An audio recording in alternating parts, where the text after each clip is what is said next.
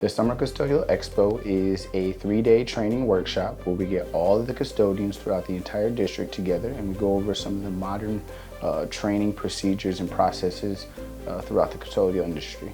We're learning everything. We're focusing on stripping and waxing floors, a huge emphasis on summer cleaning.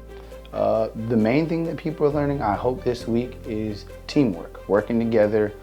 Everyone's working together to try to accomplish one thing, and that is to produce a clean, safe, healthy environment that's conducive for learning. So the Expo training, it was excellent classes for everybody. I think a lot of people get out of the classroom, fill up with a lot of new things and good things. But I think that this is one of the best facilities to work to because we have a lot of opportunity. I started to be a temp custodian. I had a promotion about 6 months after as a lead custodian. I keep going to Wellington Lending Middle as a head custodian, and now I'm a custodial coordinator. I've been working for the district from 1999, and I think I'm going to be retiring from here. The benefits is excellent benefit.